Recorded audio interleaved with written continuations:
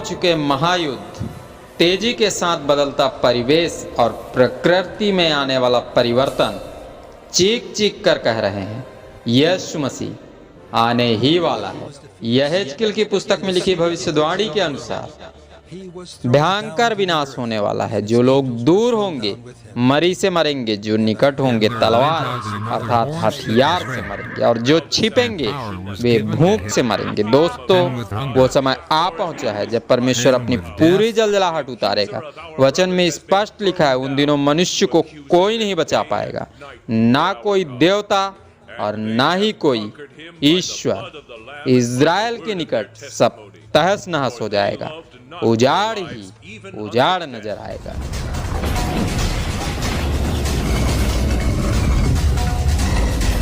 यह कोई प्रमाण नहीं, सिर्फ और सिर्फ बाइबल की भविष्यवाणियों की गणनाओं पर आधारित अध्ययन है। भविष्यद्वक्ता यशायाह उसकी पुस्तक 32 अध्याय के 14 से 19 पद में लिखे वचन बताते हैं, सब उजाड़ होने के बाद जंगल बचेंगे, जंगली गधे अर्थात वे इंसान नजर आएंगे जो मूर्खता रूपी जीवन व्यतीत करेंगे। घरेलू पशु अर्थात कुछ लोग ऐसे भी होंगे जो परिवार सहित बच तो जाएंगे पर पशुओं के समान जीवन व्यतीत करने के लिए विवश होंगे।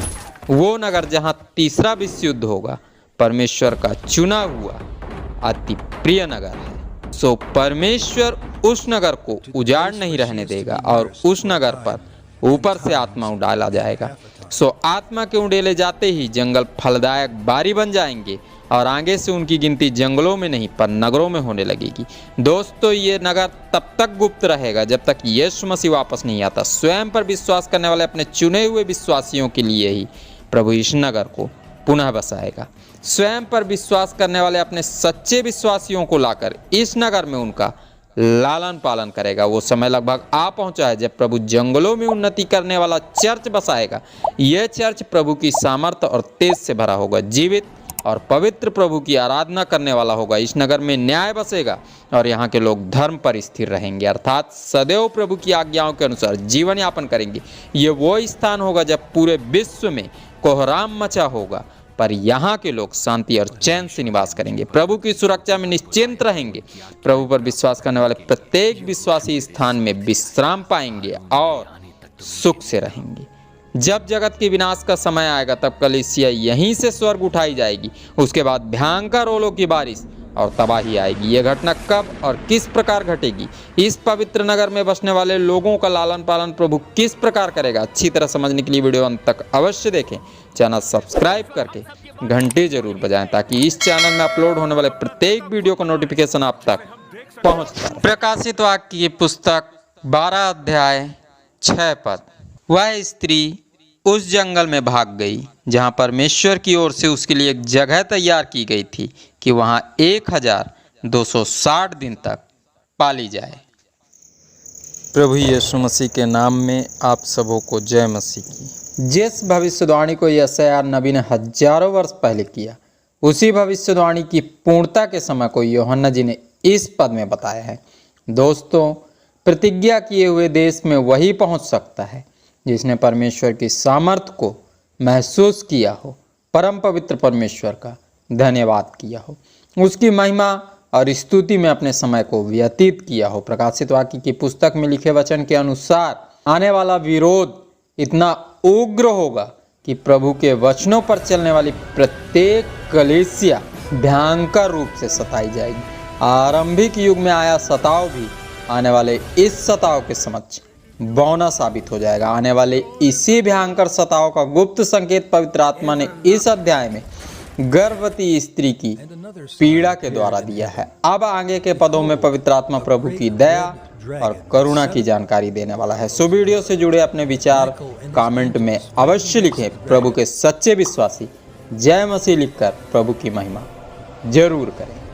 प्रभु के लोग मिस्र में सताए गए, परम पवित्र परमेश्वर उतर आया अपने चुने हुए नम्र दास मूसा जी के द्वारा इब्राहिम से उपजे वंश इज़राइल को बचाया। जिस लाल समुद्र के बीच इज़राइली सुरक्षित पार हुए, उसी लाल समुद्र के बीच परमेश्वर ने प्रत्येक विरोधियों को डुबा दिया।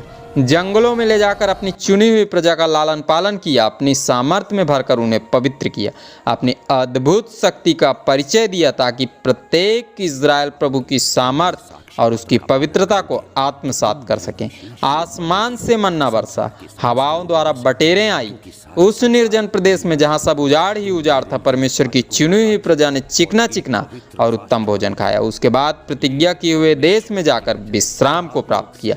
आने वाले दिनों में भी प्रतिज्ञा किए हुए देश में ले जाने से पहले परमेश्वर अपने एकलौते पुत्र की पवित्र दुल्हन को श्रृंगार करके तैयार करेगा। सामर्थ्य से भरे पवित्र और तेजस्वी चर्च का लालन पालन जंगलों में करेगा 1260 दिन अर्थात 3.5 वर्ष तक, यानी कुछ समय तक वहां उसका पोषण किया जाएगा। तो आइए अध्ययन में आगे बढ़ने से पहले प्रार्थना करें और प्रभु का धन्यवाद करें। आइए प्रार्थना करें। धन्यवाद सर्वशक्तिमान पिता परमेश्वर, जब आज की इस पवित्र दिन में आप उस पवित्र नगर का प्रकाशन देने वाले हैं जो पिता परमेश्वर अत्यंत शीघ्र बसने वाला है और हम मसीहियों के लिए पिता सुरक्षात्मक तरीके से लालन पालन करने वाला है। तो प्रभु दया कर कि हम इस अध्ययन को अच्छी तरह समझ सके। तेरा धन्यवाद, तूने प्रार्थना सुना, यीशु के नाम से मांगते हैं, आमीन। जब विश्वासी भयंकर रूप से सताए जाएं, तब अपनी आंखें ऊपर की ओर उठाकर हमें प्रभु का धन्यवाद करना है, उसका गुणगान करना है, क्योंकि वही समय होगा जब यीशु मसीह बादलों में नजर आएगा। विरोध करने वाले प्रत्येक विरोधियों को दंड दिया जाएगा। इस दर्शन में चित्रित स्त्री, जिसे कई टीकाकार माता मरियम कहते हैं तो कई प्रभु के दास सामर्थ्य से भरी हुई पवित्र कलीसिया कहते हैं। वचन में लिखा है जंगल में भाग गई। दोस्तों, जिस पवित्र कलीसिया का निर्माण करने के लिए कई भक्तों का लहू बहा, कई प्रभु के दासों ने अपने प्राणों को उंडेल दिया, प्रभु की सामर्थ्य से भरी हुई उसी कलीसिया को आने वाले अंत के दिनों में शैतान सदा सदा कर भ्रष्ट करने का प्रयास करेगा। संसार की संपूर्ण शक्ति व पराक्रम लगाकर सांसारिक बुराइयों में फंसाने का प्रयास करेगा, पर सदैव की तरह इस बार भी उसके हाथ असफलता ही लगेगी, क्योंकि अंत के दिनों में नजर आने वाली जीवित और पवित्र कलीसिया के लोग प्रभु की उस सामर्थ्य से भरे होंगे जिस सामर्थ्य के समक्ष आते ही प्रत्येक शैतानी शक्ति कांपने लगती है, थरथराने लगेगी। तब बुराइयों का राजा शैतान स्वयं आकर उस कलीसिया को निगलने का प्रयास करेगा। तब इस पद में लिखे वचन के अनुसार उस जीवित, पवित्र और पाक कलीसिया को परमेश्वर वहां ले जाकर पालेगा जिस स्थान को वो उसके लिए तैयार करने लगा है। प्रकाशित वाक्य की पुस्तक की इस प्रकाशन में पवित्र आत्मा यहेजकेल की पुस्तक में लिखे 38 अध्याय के 16 पद के द्वारा स्मरण दिलाना चाहता है कि आरंभ होने वाला तीसरा विश्व युद्ध प्रभु पर सच्चाई के साथ विश्वास करने वाले प्रत्येक विश्वासी को पवित्र ठहराएगा। यहेजकेल की पुस्तक उसके 38 अध्याय के 17 पद में लिखे वचन के द्वारा बताना चाहता है यह महायुद्ध स्वयं परमेश्वर करवाएगा, ताकि प्रत्येक मनुष्य सर्वशक्तिमान परमेश्वर की सामर्थ्य को अपने स्वयं की आंखों से देख लें।